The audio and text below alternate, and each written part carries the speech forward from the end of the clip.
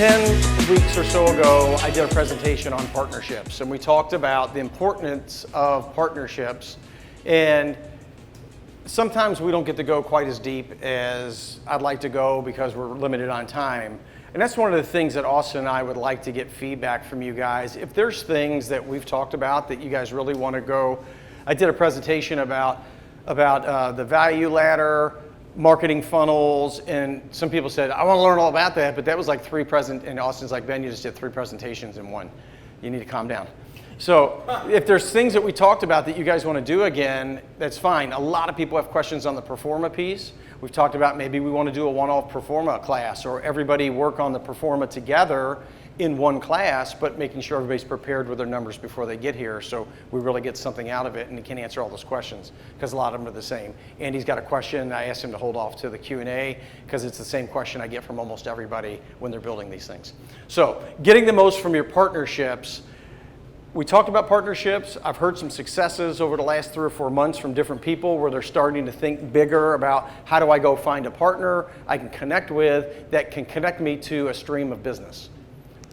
So the whole idea behind a partnership is it gets you leverage. Instead of having to do one deal there, one deal here, one here, one here, I can do one deal with David, and David now introduces me to all of his customers, all the people he knows, everybody in his sphere of influence, to be able to connect with those people quicker. It takes longer for me to develop the relationship typically with a partner, but when it's developed and developed right, then you kind of set it on autopilot in many ways, and you go figure out how to develop 8 or 10 areas like that, and then all of a sudden you've got a lot of business coming in that you're not having to knock on doors and cold call and try to figure things out the hard way.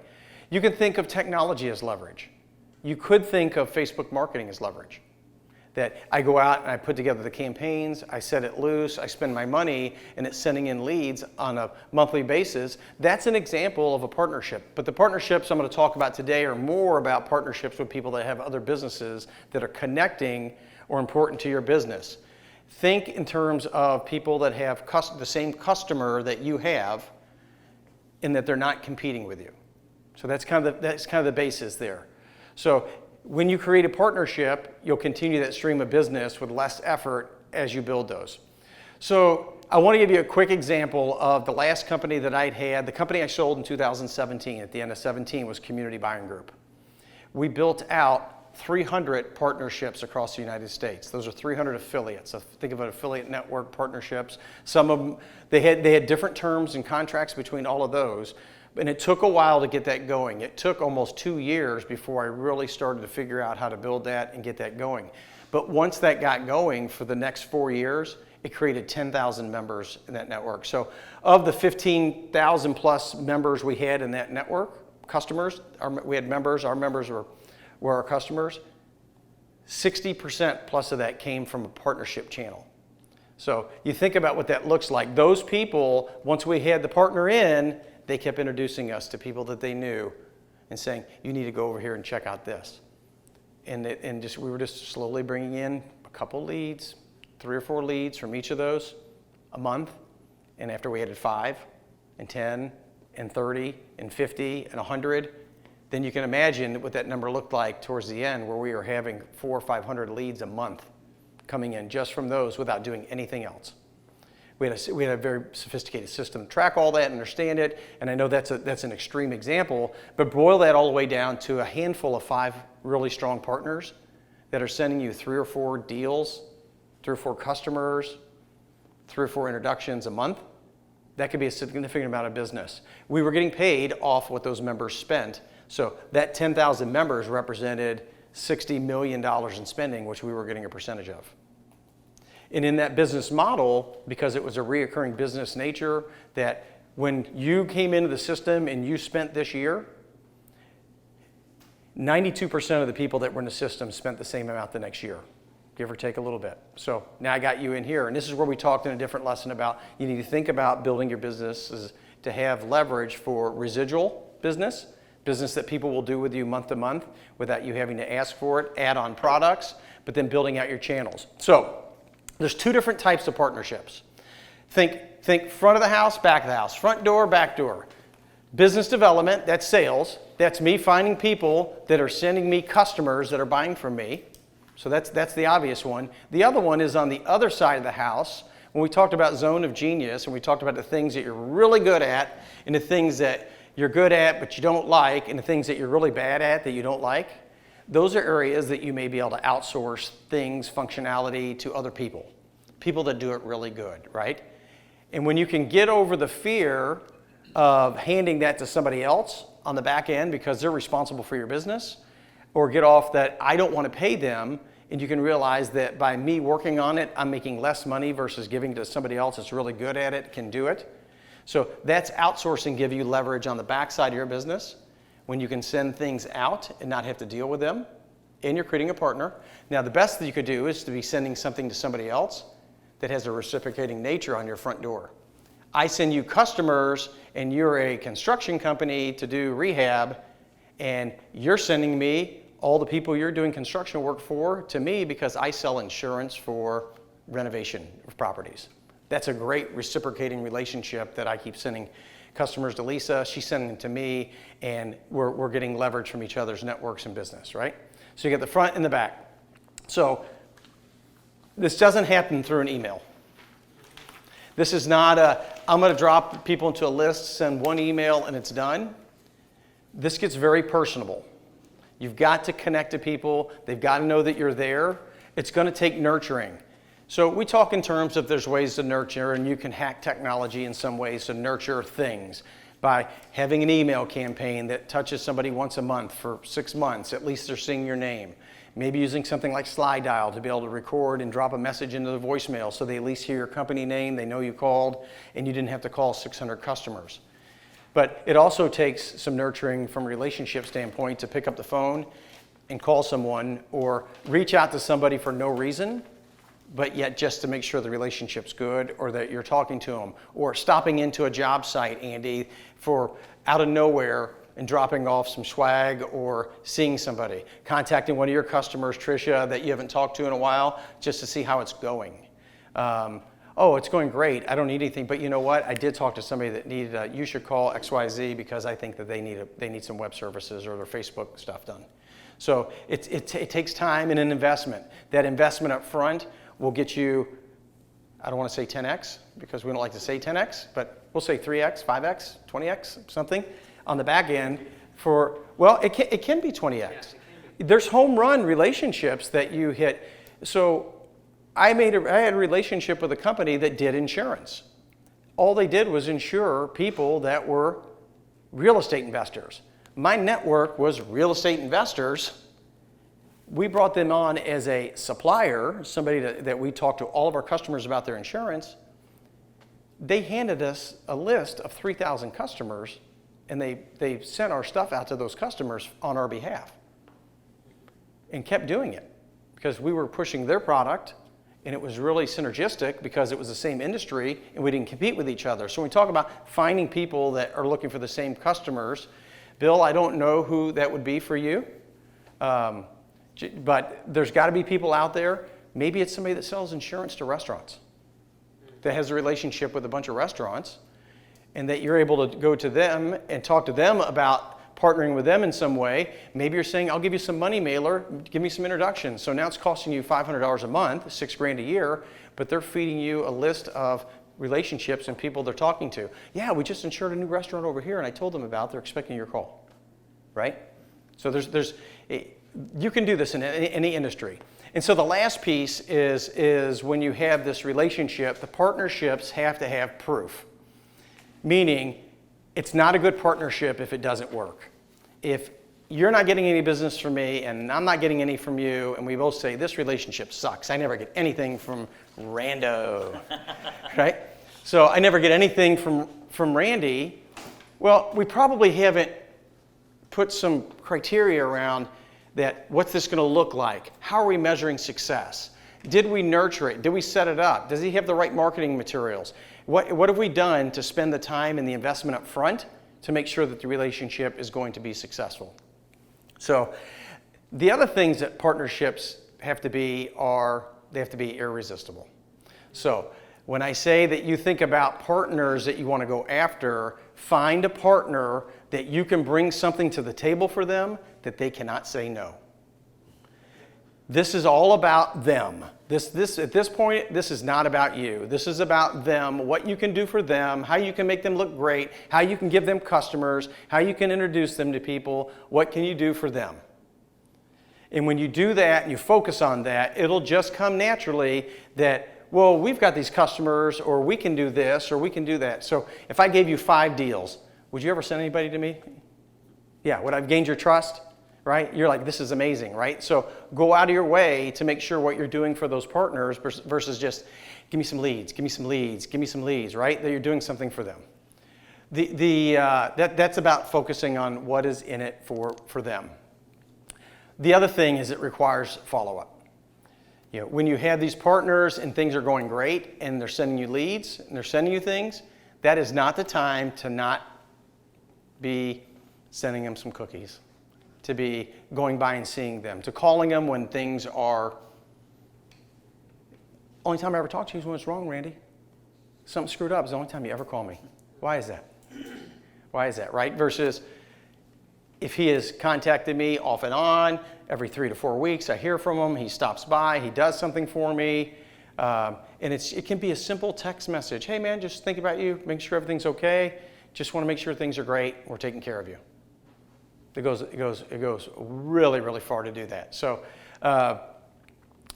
this is a really big part. So if you think about when you create a contract between 2 companies, 2 people, this goes back to that expectation piece when you're creating the partnerships. What am I going to get out of this? You're going to send me a lead. I'm going to close it. You don't want any fees. You don't want any referrals. You don't want anything. Then I just want you to take white glove care of my customers, because if you don't, they're going to come back to me and say, that was not a great partnership.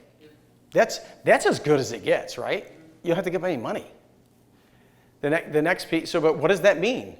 What does that mean to you? Well, it means that I want you to call them once a month. It means I want you to do X. I want to make sure you do this. Get down to those expectations of what that is so everybody's happy, because I don't want to disrupt that lead flow. I want to make sure that I'm taking care of my partner, that he's taken care of, and I'm meeting his expectations, not what I thought they were. So getting clear about what those are, and then effective measurement. Effective measurement, whether you're doing a revenue share, what you're tracking. You don't want to get into a disagreement with somebody that said, I sent you 6 leads last month, you didn't close one of them, or you closed 5 leads, you didn't pay me. What does it mean? What are the expectations? When will you pay them? How do they want it? What does all that mean? And just doing that up front will eliminate a lot of discrepancies between a partnership. Again, we've gone through all the hard work to create the partnership, and they're ready to say, we're ready to partner with you. Now let's make sure that we've been really clear what a partnership is. And ask them, hey, Dave, what do you think? How does this look to you? How do you see this playing out? What would be great for you? What's a home run?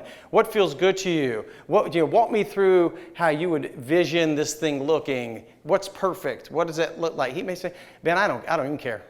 I don't even like my customers. I just want you to I'm going to send it to you, and I just want that $250 fee. I just want whatever it is. I want you to fix my garage door, my commercial building. Anytime I call you, okay, sure, I'll do that. Well, he sends you a bunch of crappy leads and you don't get any business out of it. Now you're taking care. So again, back to expectations, right? I'll do all the maintenance on your garage door for your commercial building you want. But and you send me the leads, but we got to be able to convert some of them. Right? I need to make sure we get to a revenue higher than X to make sure that it makes sense. Surely that makes sense to you, right? That's nothing that's not a surprise. So just being clear. You could have a contract in writing. You could have a letter, like an LOI, letter of intent. You could have a memorandum of understanding. These are just simple documents that you can write a letter. This is what it is. Both of you can sign it. One of you can sign it.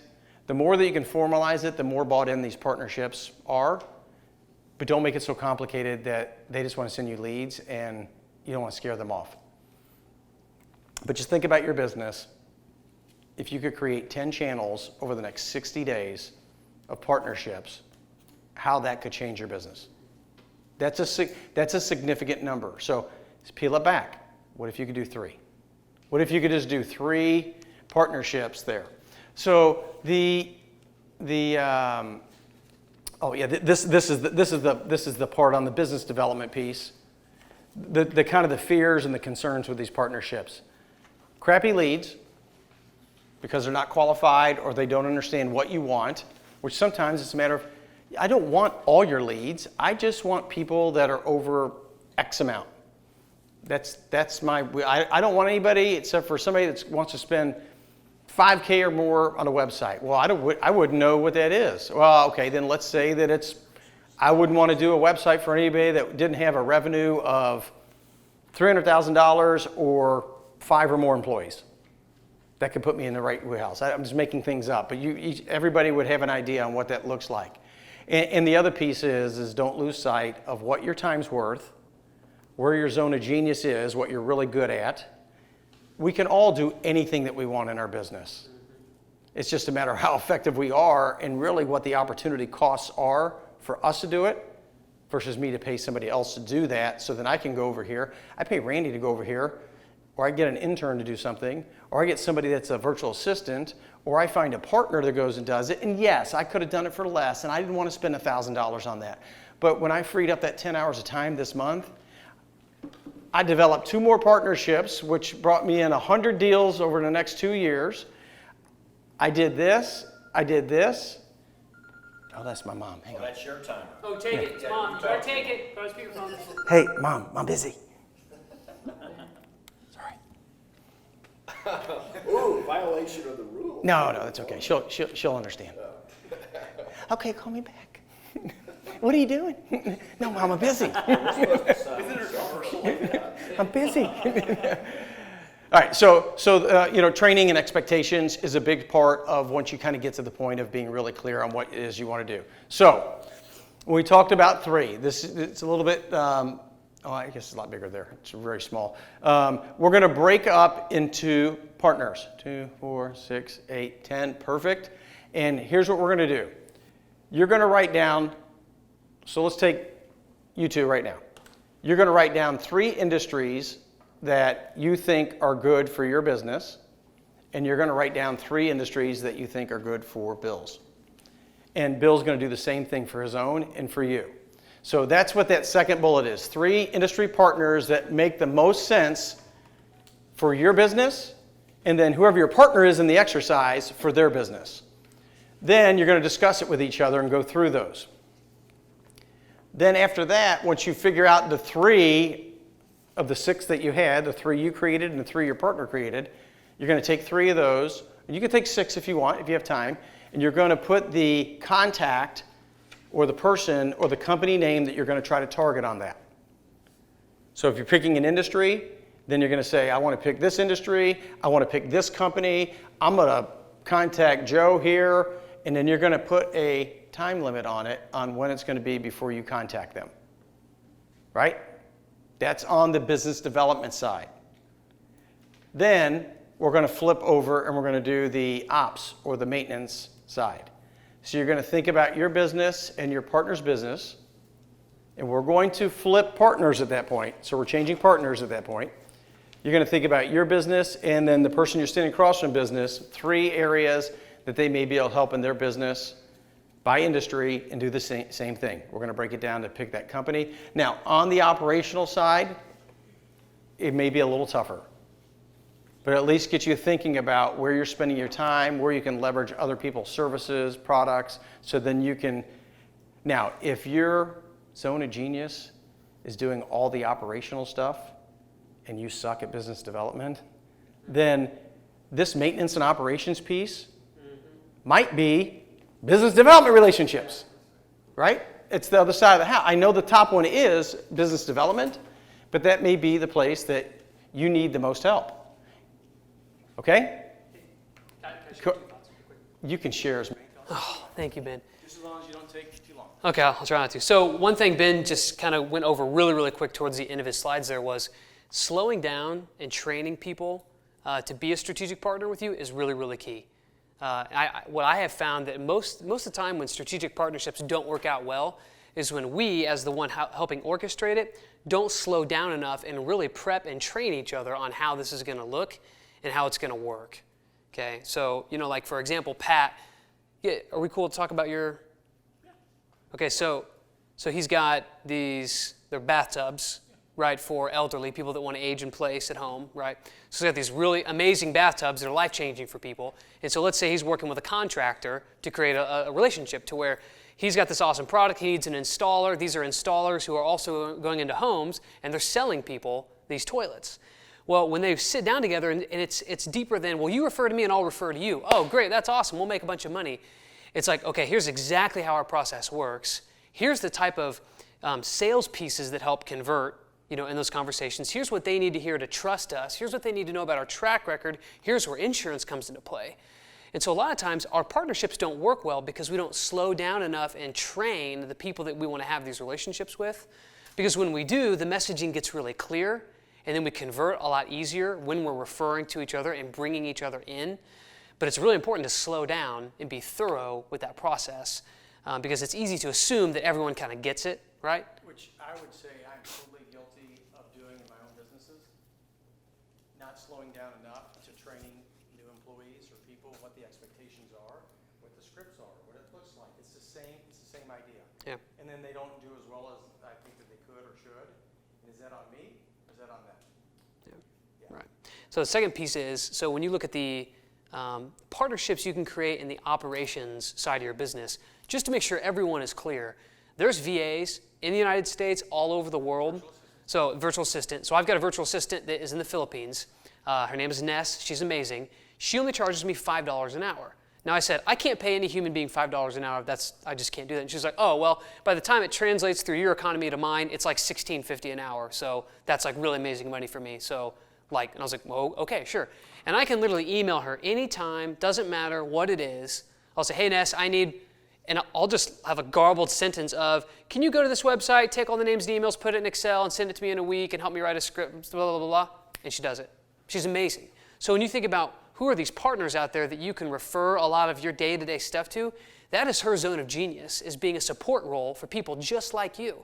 And $5 an hour is an amazing income, and she and her team would do anything to have more of that. And so when you're thinking about, well, Austin, what are the little things I could be getting off my plate? Think $5 an hour, any task you can think of. There is someone in the world. Yeah, there is someone in the world that would absolutely love to take those things off your plate and to be given that opportunity. So there's networks, anything. VA services. Yeah. Upwork. There's Upwork is a great website. You've got people that are VAs like that. Fiverr. There's just all these different websites that have people to do different things. And you can put a job out there and you get flooded with people saying, I'll do it. Yeah, absolutely. It's incredible. So when you think about your ops piece, you might be thinking, well, like what the heck could I actually offload? You would be shocked. So there's another service called Magic, and they're kind of more of a personal assistant. And I used to use them, and I could literally say, research napkins for an upcoming event. I want white napkins. I want 10,000 of them, and get me 3 prices. And they charge you by the minute, and they'd go and research and then email me. Okay, Austin, we found napkins for these. What was the event that had 10,000 napkins? You just made it up. Yeah, I just made it up. It's little stuff like that. Because they may need cookies. But literally, and they would get back to you with anything you could possibly think of. And if they don't know how to do it, they'll train themselves and then do it for you. So, and we're talking, these are minimal investments for what all of you can get